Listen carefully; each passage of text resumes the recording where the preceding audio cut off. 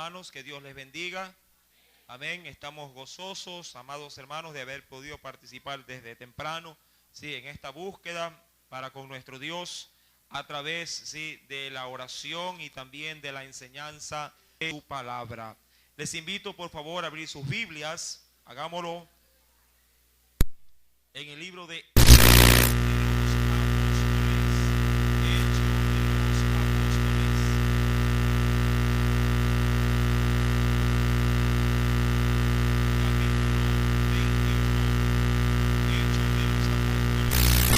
número 21.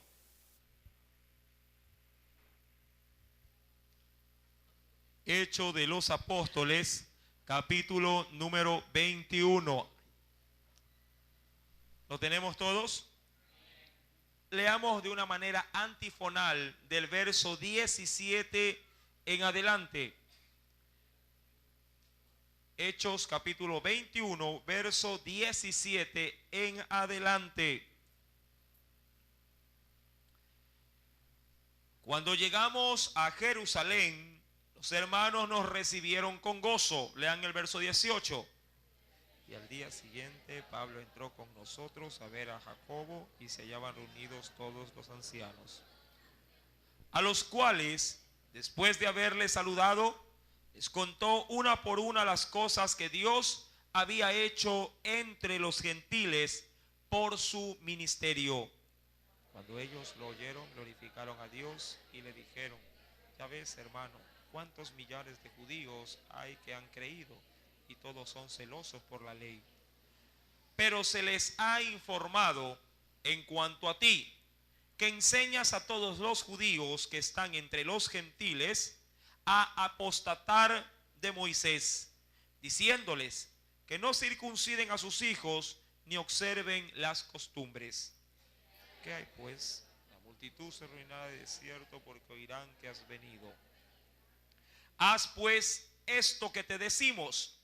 Hay entre nosotros 4 hombres que tienen obligación de cumplir voto.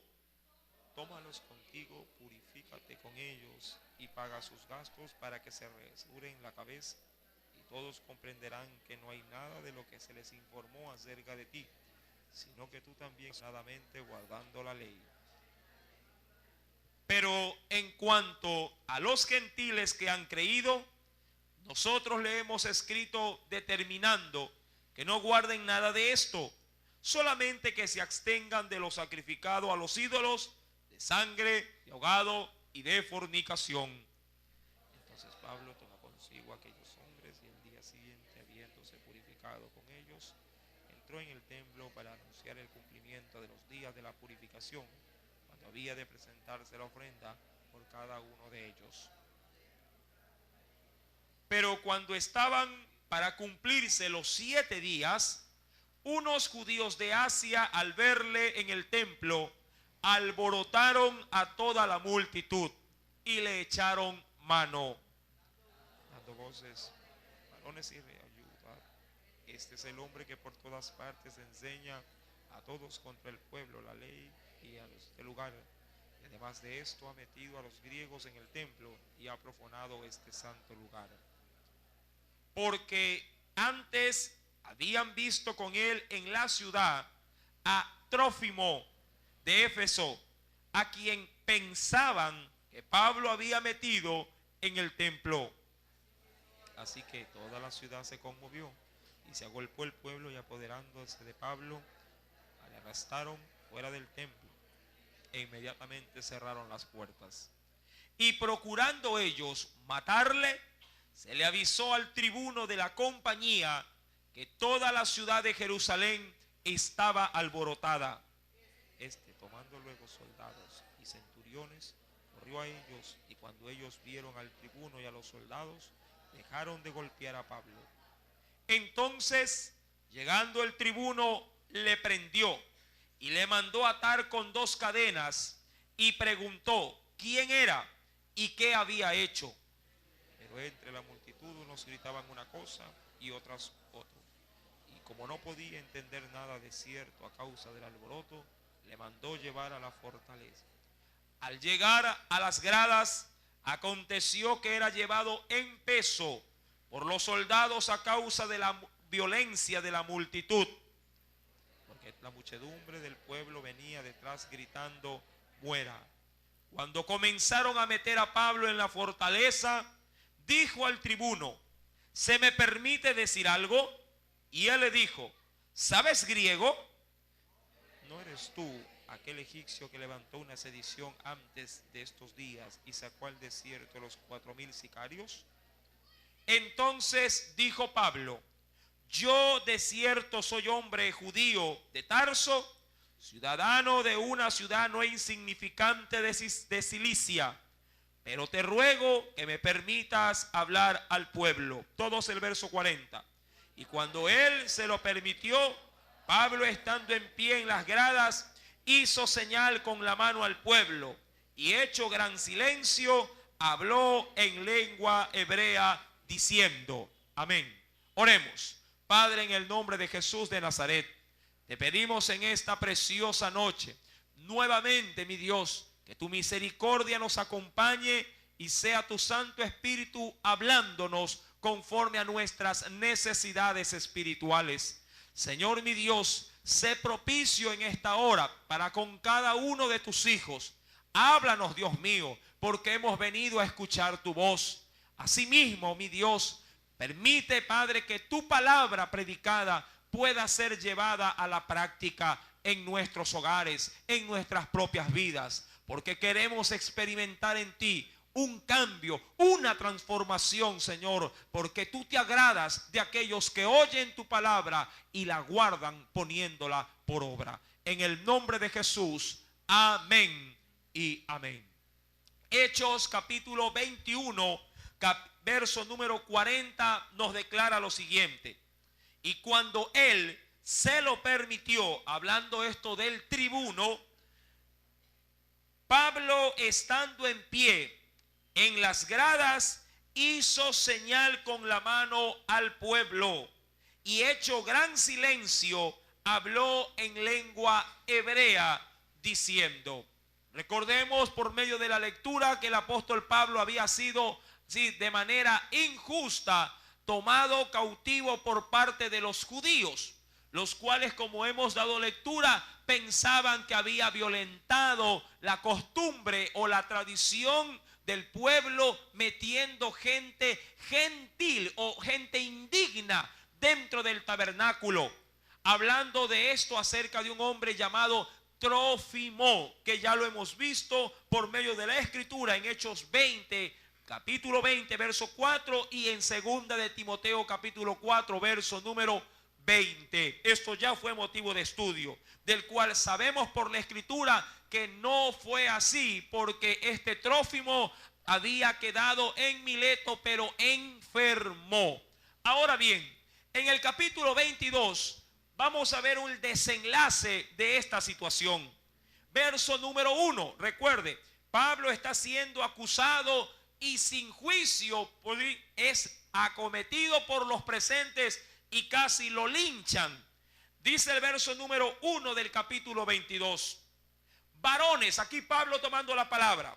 Varones, hermanos y padres, oíd ahora mi defensa ante vosotros. Importante, mi amado hermano. Pablo, pese a verse confrontado injustamente, hace algo muy correcto, tal como él mismo recomienda en los escritos para las iglesias, que un creyente debe de estar listo para presentar defensa del evangelio. El evangelio no puede ser dado a los hombres para contender, no puede ser presentado para pelear o para sacar, diría yo, en nuestro interior el ego de que yo sé más y tú sabes menos.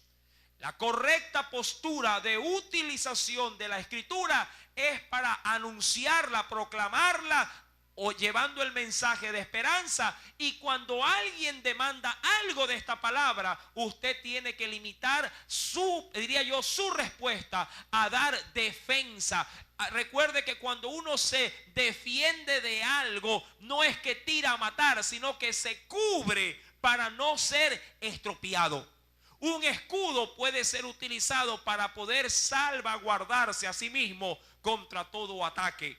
La palabra de Dios, sí, referente a este punto, nos dice con claridad. Acompáñeme por favor a la Escritura. Veamos ciertos aspectos. En la carta de Filipenses,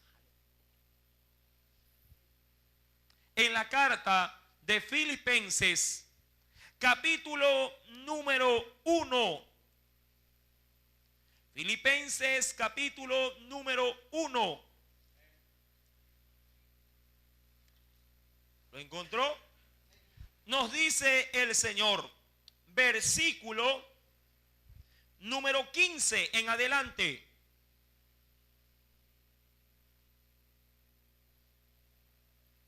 Filipenses 1, verso 15. Mire la postura del apóstol Pablo. Obviamente predicó o anunció el mensaje luego de que él mismo lo había experimentado. Algunos, a la verdad, predican, dice la Biblia ahí, ¿sí?, o proclaman a Cristo por envidia. Y hay quienes dicen también lo hacen, ¿por qué? Por contienda, por riña, por pelea. ¿Sí? Muchos se ven con la Biblia en la mano discutiendo con otros, ¿sí?, acerca de una determinada doctrina. Y la Biblia nos aconseja a que no lo podemos hacer. Versículo número 15 sigue diciendo, pero otros predican, pero dice ahí, de buena voluntad. Verso número 16.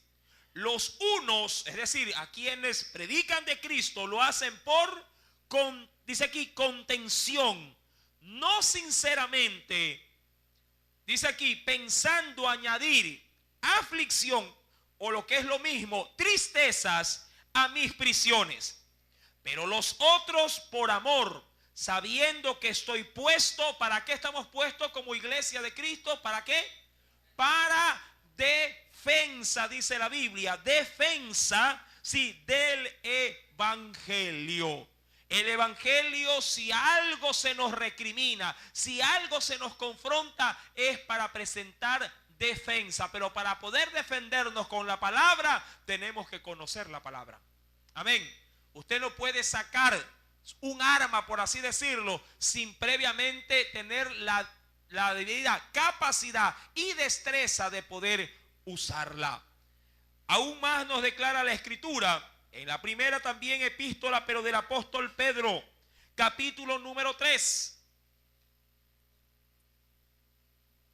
Primera carta del apóstol Pedro, luego de la carta de Santiago, capítulo 3.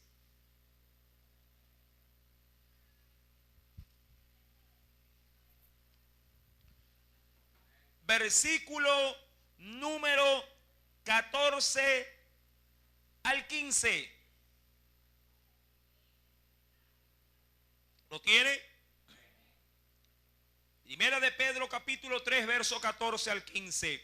Mas también, dice el apóstol Pedro, si alguna cosa padecéis por causa de la justicia, bienaventurados sois, es decir, bendecidos sois. Por tanto, no os amedrentéis, es decir, no tengas miedo por temor de ellos, ni os conturbéis, es decir, no te pongas intranquilo, sino santificad a Dios, es decir, proclama con tu vida santidad a Dios, el Señor de vuestros corazones, y estad siempre preparados, ¿para qué? Para pelear con la palabra. ¿Qué dice ahí? Para presentar defensa nuevamente, pero ¿cómo? ¿Con qué actitud? Con mansedumbre, es decir, con tranquilidad, no perdiendo el control, sí, o teniendo dominio de nuestras vidas a la hora de dar un determinado, sí, diría yo, pasaje de la Escritura a quien lo requiera. El verso número 15 continúa diciendo, sí, para presentar defensa con mansedumbre y reverencia ante todo el que os demande razón de la esperanza que hay en vosotros. Amén. Esa es la postura correcta. Ahora bien, retornando a Hechos de los Apóstoles, capítulo número 22, versículo número 1. Bien el apóstol Pablo pudo decir: varones, hermanos y padres. Miren la actitud con que él se acerca, de respeto. Oíd ahora mi defensa ante vosotros. Verso 2. Al oír, dice la escritura ahí, y al oír que les hablaba, ¿en qué lengua o en qué idioma?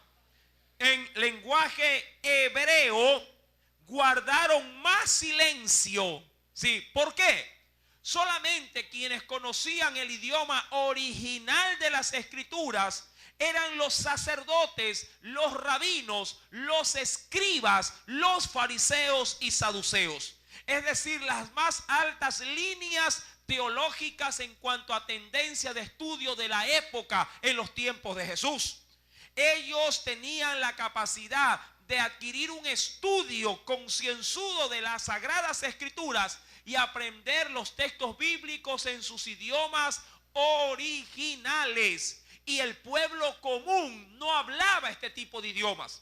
Sí, si bien es cierto, sabían las escrituras en hebreo, sí, limitaban su lenguaje a escuchar las escrituras en ese idioma. Pero la mayoría del pueblo común era, sí, o tenía la costumbre de hablar en idioma arameo. Ahora bien, pero a diferencia del pueblo común, muchos de los que estaban presentes a la hora de haber prácticamente linchado al apóstol Pablo eran vernáculo.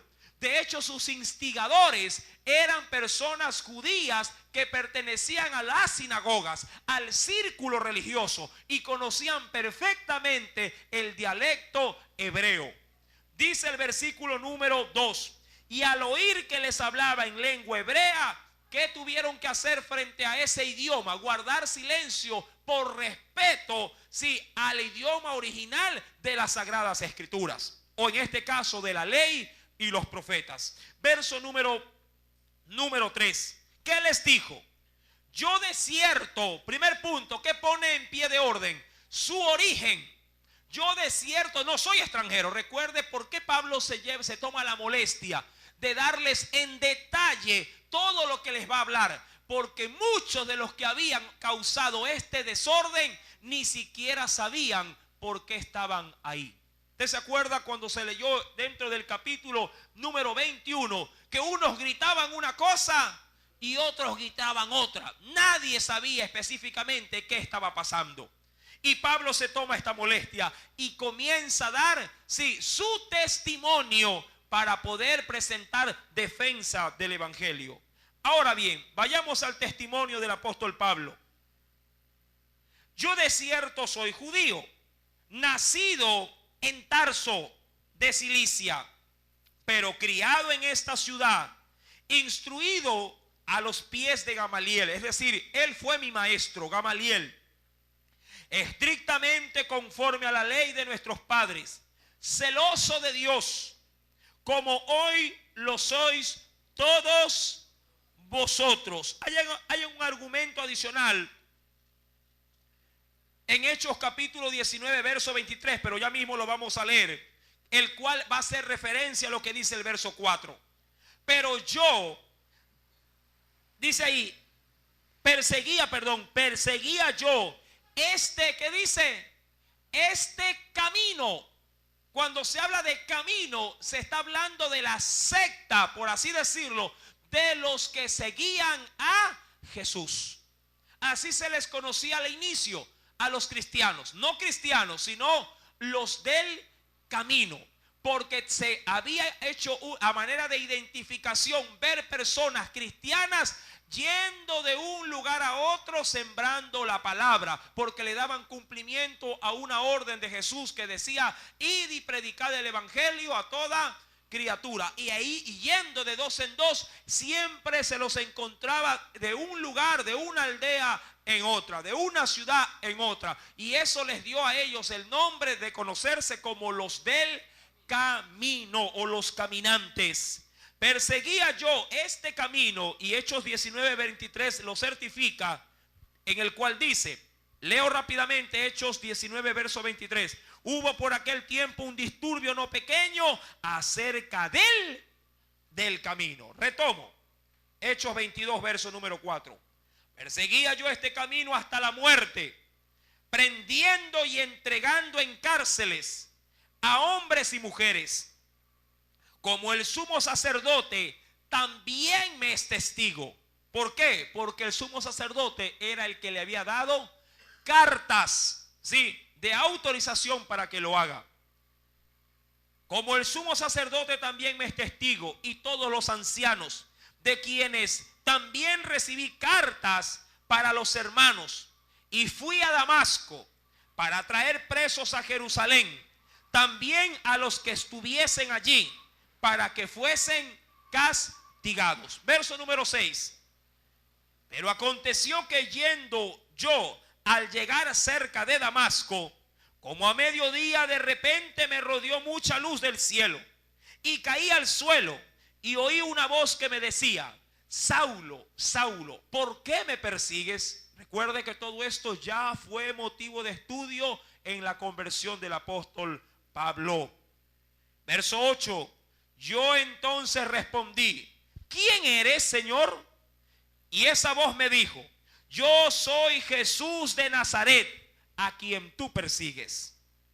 Y los que estaban conmigo vieron a la verdad la luz y se espantaron, pero no entendieron la voz del que hablaba conmigo. Y dije: ¿qué haré, Señor? Y el Señor me dijo: levántate y ve a Damasco, y allí se te dirá todo lo que te está ordenado que hagas. Y como yo no veía, porque se quedó ciego por ese resplandor, y como yo no veía a causa de la gloria de la luz, llevado de la mano por los que estaban conmigo, llegué a Damasco. Verso 12. Entonces uno llamado Ananías, varón piadoso según la ley, que tenía buen testimonio de todos los judíos que allí moraban, vino a mí y acercándose me dijo: hermano Saulo, recibe la vista. Y yo en aquella misma hora recobré la vista y lo miré. Y él dijo: el Dios de nuestros padres te ha escogido para que conozcas su voluntad y veas al justo y oigas la voz de su boca, porque serás testigo suyo a todos los hombres de lo que has visto y oído. Ahora pues, ¿por qué te detienes? Levántate y bautízate y lava tus pecados invocando su nombre. Recuerde, Pablo está contando su conversión delante de esa turba que tiene por delante. En medio, sí, de la guarnición de soldados, este hombre está testificando de lo que Dios hizo con él en su inicio. Verso 17. Y me aconteció, sigue relatando Pablo. Verso 17. Y me aconteció que vuelto a Jerusalén, o de regreso a Jerusalén, orando en el templo, me sobrevino un éxtasis, es decir, una especie de visión. Y le vi que me decía: date prisa y sal prontamente de Jerusalén, porque no recibirán tu testimonio acerca de mí. Verso número 19. Yo dije: Señor, ellos saben que yo encarcelaba y azotaba en todas las sinagogas a los que creían en ti. Y cuando se derramaba la sangre de Esteban, hablando del primer mártir de la iglesia, de Esteban, tu testigo, yo mismo también estaba presente y consentía en su muerte. Y guardaba las ropas de los que le mataban. Verso 21. Pero me dijo: ve, porque yo te enviaré lejos. ¿A quiénes? A los gentiles. Verso número 22. ¿Qué dice la Biblia? Aquí termina él, o diría yo, hasta aquí le escucharon. ¿Hasta dónde? Hasta cuando Pablo les pronunció de que Dios lo había enviado ¿a quiénes? A los gentiles. Para un judío era cosa inadmisible, sí, que Dios se preocupara por salvar a los gentiles. Tanto así, mi querido hermano, que Dios tuvo que tratar duramente en una visión con el mismo apóstol Pedro para poder él salir de su nación o salir de su entorno y acompañar a gente griega para poder llevar el mensaje de la palabra. ¿Recuerda usted cómo Pedro en la azotea, luego de haber estado orando, el Señor por medio de un lienzo le hace descender y le hace ver en ese lienzo todo tipo de animal? Sí, que para él era inmundo. Y esto lo hizo 3 veces. Y luego de recogido todo esto, sí, a la puerta de la casa donde él estaba orando, le fueron a buscar unos griegos para que fuera a llevar el mensaje del evangelio. Pedro va con ellos porque el Espíritu Santo, estando con ellos, el Espíritu de Dios se derrama con los extranjeros y comienzan a hablar en otras lenguas. Y ahí Pedro entiende y dice: ahora entiendo de que Dios también ha derramado de su espíritu sobre quienes, sobre el pueblo gentil. Todo esto ha sido motivo de estudio, pero le doy la cita bíblica para que la pueda nuevamente recordar en su hogar. Amén. Hechos de los Apóstoles. Libro de Hechos de los Apóstoles, capítulo número 10.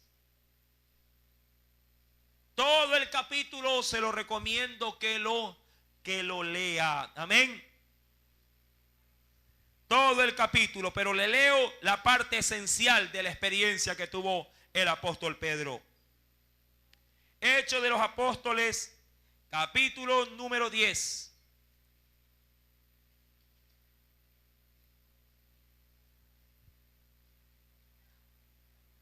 Dice el versículo número 24. Al otro día entraron en Cesarea y Cornelio los estaba esperando, habiendo convocado a sus parientes y amigos más íntimos. Cuando Pedro entró, salió Cornelio. Cornelio era el dueño de la casa, sí, pero era un extranjero, recuerde esto. Salió Cornelio a recibirle y postrándose a sus pies adoró. Mas Pedro le levantó diciendo: levántate, pues yo mismo también soy hombre. Y hablando con él entró y halló a muchos que se habían reunido. Y les dijo: vosotros sabéis cuán, mire y escucha este testimonio, vosotros sabéis cuán abominable es para un varón judío juntarse o acercarse ¿a quién? ¿A quién? A un extranjero. Por eso es que hasta a Pablo lo escucharon hasta cuando él dijo: Dios me envió a los gentiles. Para eso era algo inadmisible, no tenía lógica para un judío.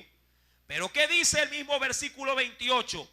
Pero a mí me ha mostrado Dios que a ningún hombre llame común o inmundo, por lo cual al ser llamado vine sin replicar.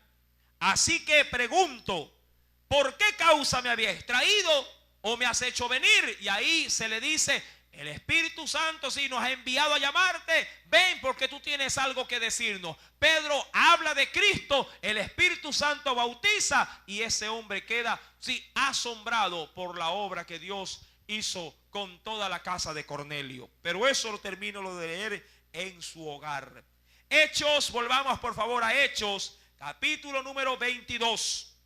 Ahora bien, Pablo relatando la experiencia de su ministerio, de su conversión, dice en el verso 21 del capítulo 22: pero me dijo: ve, porque yo te enviaré lejos a los gentiles. Verso 22: y le oyeron, dice la Biblia, hasta esta palabra. Le oyeron hasta esta palabra.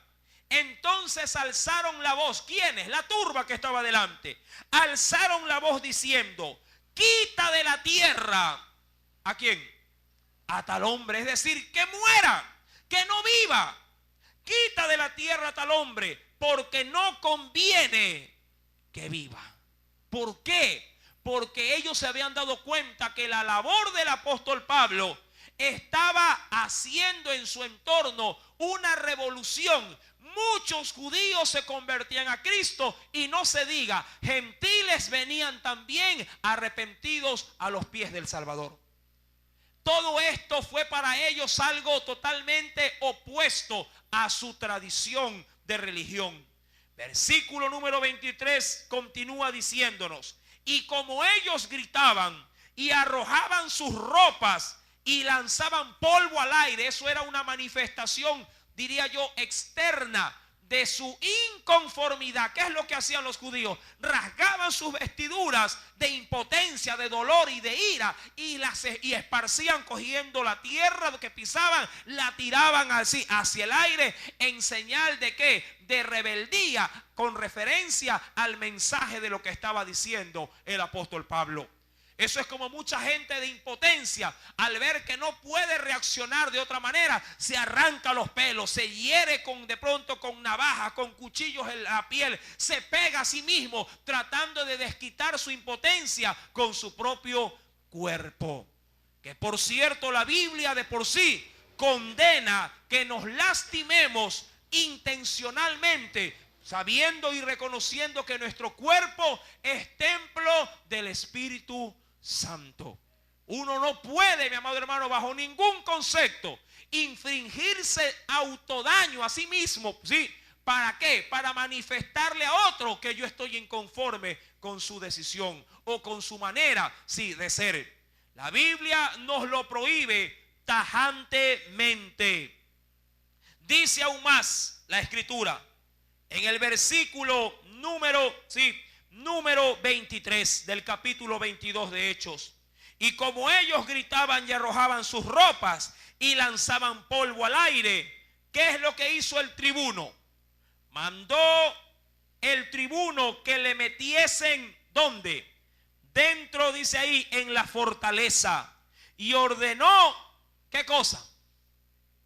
Ordenó que fuese examinado o que fuese interrogado, como lo suele acostumbrar muchas veces el abuso de la autoridad. ¿Con qué? Mediante, ¿qué dice ahí? Mediante azotes, es decir, a palo. ¿Qué dijo el tribuno? No puede ser que este hombre, con lo que ha dicho, si la gente se comporte como se comporta, este hombre algo oculta, algo tiene adentro y se lo vamos a sacar, pero se lo vamos a sacar a palo, a golpe. Y dice la Escritura en el versículo número 24: y ordenó que fuese examinado con azotes para saber por qué causa clamaban así contra él. Versículo número 25: pero cuando le ataron con correas, es decir, ya lo tenían listo. ¿Cómo flagelaban los romanos? Bueno, muchos han de haber visto la película La Pasión de Cristo.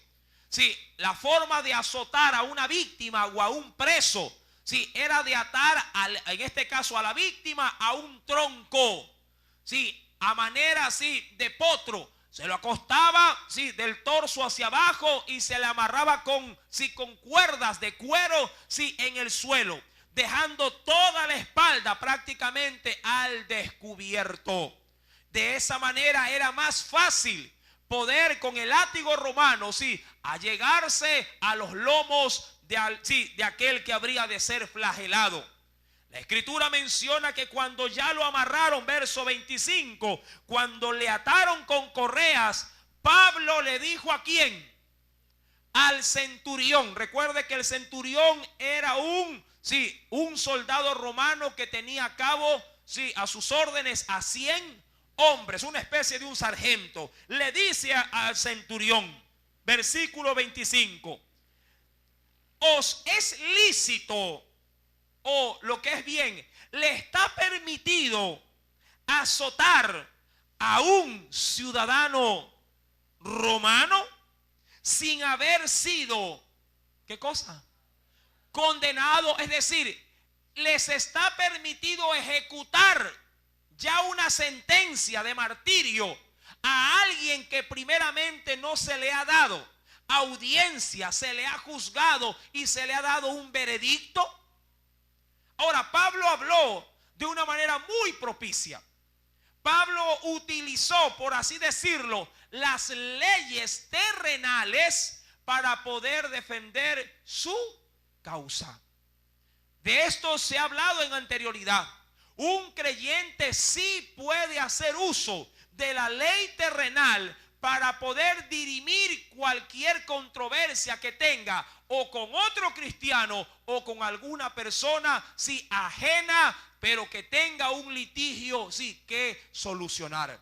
Sí podemos acudir, por así decirlo, ante las leyes terrenales para poder resolver controversias en la medida de lo posible, aun cuando sería ideal que entre el propio pueblo cristiano se puedan llevar a cabo soluciones de mutuo acuerdo.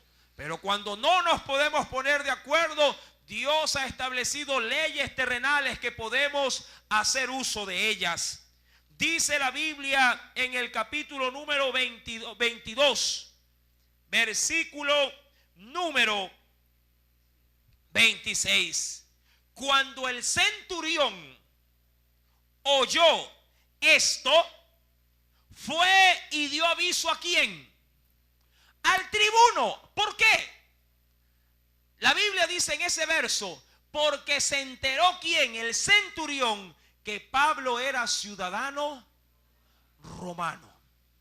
Y para un ciudadano romano, ¿sí?, había no solamente, sí, temor, y de alguna manera le amparaban las leyes, sino que un ciudadano romano, sí, gozaba de garantías, a diferencia de los que no lo eran. Así como un ciudadano ecuatoriano tiene garantías estatales que le permiten, por ejemplo, recibir, entre otras cosas, educación gratuita. Un extranjero tiene que pagar por ella. De pronto puede recibir la medicina, atención hospitalaria gratuita, cosa que un extranjero tiene que pagar. De esa misma manera, un ciudadano romano gozaba de estos beneficios, y si alguien quebrantaba esas leyes, el que las quebrantaba tenía que resarcir el daño del cual éste había provocado. Dice la Escritura en el versículo número 26, cuando el centurión oyó esto, fue y dio aviso al tribuno, diciendo: ¿qué vas a hacer? Porque este hombre es ciudadano romano. Versículo número 27. Vino el tribuno y le dijo: dime, ¿eres tú ciudadano romano? Y él le dijo: sí. Respondió el tribuno: yo con una gran suma adquirí esta ciudadanía. Es decir, que él había comprado. Yo he comprado mi ciudadanía. Entonces Pablo le dijo: pero yo lo soy de nacimiento. Ahora, Pablo mentía referente a esto. No en vano Pablo no hace mucho había dado un testimonio acerca de ¿qué? De que él también era un hombre judío. El problema, mi amado hermano, sí, no era que Pablo había mentido. La Escritura menciona el origen de Pablo. Acompáñeme por favor a versos anteriores y ponga asunto al relato que él da frente a los judíos. Acompáñeme a Hechos capítulo número 22, en sus primeros versículos. Versículo número 3 del capítulo 22 de Hechos. Dice ahí, verso 3: yo de cierto, ¿qué dice? Soy judío, pero, oiga este asunto. Soy judío, pero soy nacido ¿en dónde? En Tarso. ¿De qué región? De Cilicia. Él había adoptado la fe judía, pero su origen de nacimiento era, sí, dice ahí ¿de dónde? De Tarso, en la región de Cilicia. Y Cilicia era una provincia romana. estudiado la fe, pero su nacimiento era en una región romana o en una provincia romana.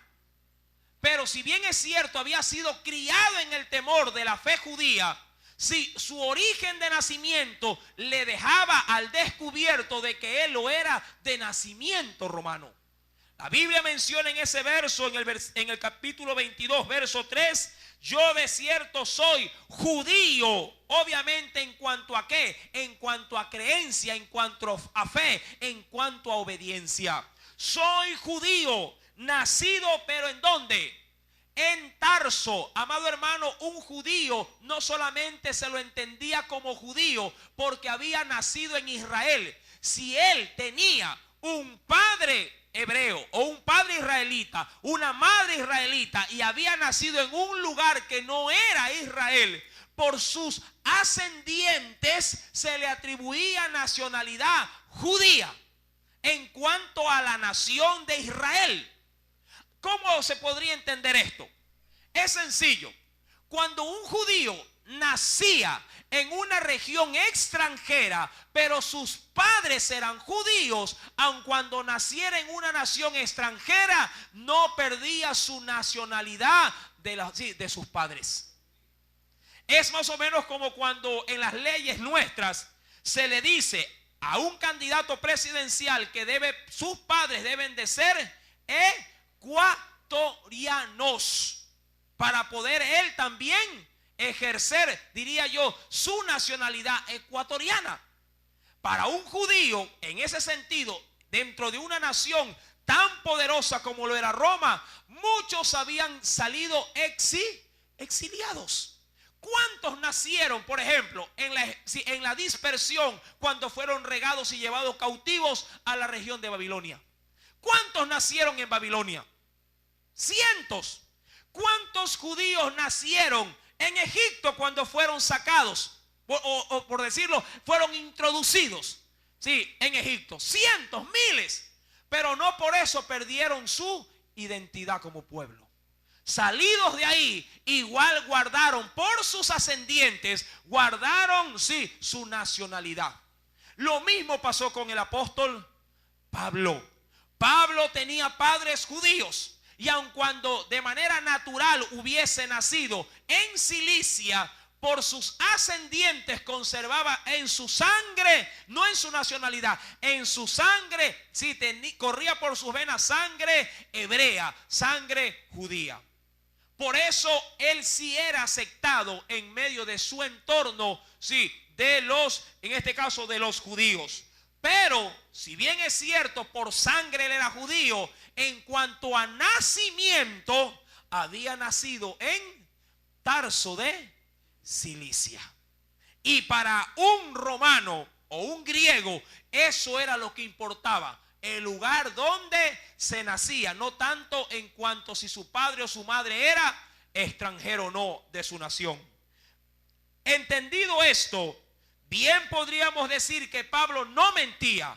Pablo hablaba con total libertad y también, sí, claridad. Hechos capítulo número 22, versículo número 28. Respondió el tribuno: yo con una gran suma adquirí esta ciudadanía. Entonces Pablo dijo: pero yo lo soy de nacimiento. ¿Sí? Así que luego se apartaron de él. ¿Quiénes? Los que le habrían de dar tormento. Y aún el tribuno, al saber que era ciudadano romano, también tuvo temor por haberle, ¿qué cosa? Aún por haberle atado, ¿de qué manera? Prácticamente de una manera indecorosa. Porque, amado hermano, a la víctima se la hacía recostar, para ilustrar solamente. Solo para ilustrar.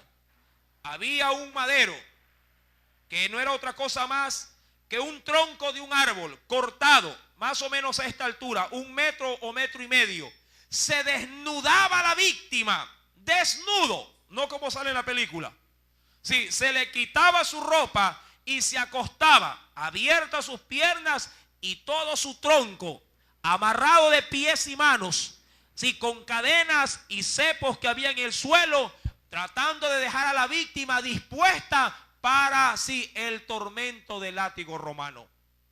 Al ver que se le había dado la noticia por parte de un centurión al tribuno que esa víctima que iba a ser juzgada era un ciudadano romano y estaba pidiendo que se le haga justicia de acuerdo al código romano de la ley, entonces el tribuno reacciona y tuvo temor de haberlo expuesto a vergüenza aún, sí, a ese ciudadano romano.